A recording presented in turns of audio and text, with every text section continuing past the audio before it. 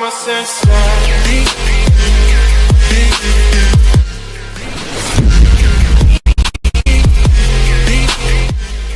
U.S. President Donald Trump touched down in Beijing on Wednesday, the anniversary of his 2016 election victory, for a much ballyhooed state visit plus that will be the centerpiece of his 12-day trip to Asia. China rolled out the red carpet for the embattled U.S. leader, who has become bogged down by several inquiries and controversies back home. Besides their usual pomp and circumstance, Beijing's hospitality was scheduled to extend to a tea gathering and family dinner with Chinese President Xi Jinping inside the Forbidden City's sumptuous Palace of Established Happiness on Wednesday evening.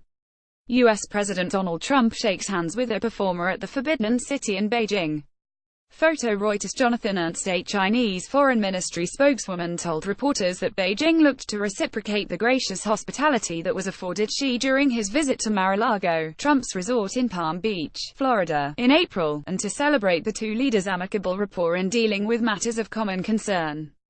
Donald Trump and Xi Jinping are seen in a meeting prior to having dinner inside the Forbidden City. Photo Xinhua. It's like you scratch my back and I'll scratch yours, a commentator noted in a news program on the Chinese state broadcaster CCTV. Beijing's conviviality and fanfare are sure to satisfy Trump's taste for extravagance, but beneath the pleasantries, analysts are keen to see how he will broach issues including trade and an unruly North Korea.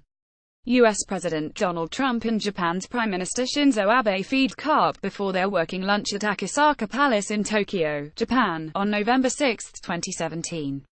Photo Reuters. Jonathan Ernst, a slough of recent developments, from Washington's renewed vows to defend Japan and South Korea to Taiwanese President Tsai Ing-wen's recent high-profile stopovers in Hawaii and Guam, suggest that the Trump administration, whilst continuing to mouth the slogan America First, has been mindful of reassuring treaty allies in Asia.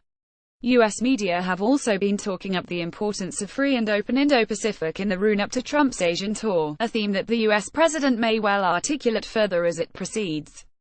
Citing a speech by U.S. Secretary of State Rex Tillerson in which he voiced skepticism about China's trustworthiness, Michael Green, who is Japan chair and senior vice president for Asia at the Center for Strategic and International Studies, a Washington think tank, said in a recent column that Trump is likely to focus his efforts on cultivating relations with Japan, Australia and India as part of a new strategy to contain China. The prospect of Washington mobilizing Asian heavyweights from East and Southeast Asia all the way to the Indian Ocean will not be welcomed by Beijing in light of its ambitious Belt and Road Initiative. Pyongyang joining hands with Washington. Tillerson hinted earlier this year that Washington has several channels to communicate with Pyongyang, an admission that has led to speculation that the sworn adversaries have been engaged in secret talks for some time despite open hostilities. Since mid-September, Kim Jong-un's regime has been somewhat more self-restrained in its rogue behavior. Passers-by in Tokyo walk past a TV screen reporting news of North Korea's latest missile launch on September 15, 2017. Photo Reuters. Is a Kato. This has been against a backdrop of strained camaraderie between communist bedfellows North Korea and China, with Beijing voicing condemnation of Pyongyang's missile tests and nuclear ambitions. China's endorsement of new United Nations sanctions on North Korea, in addition to its own curbs against the country, have damaged relations.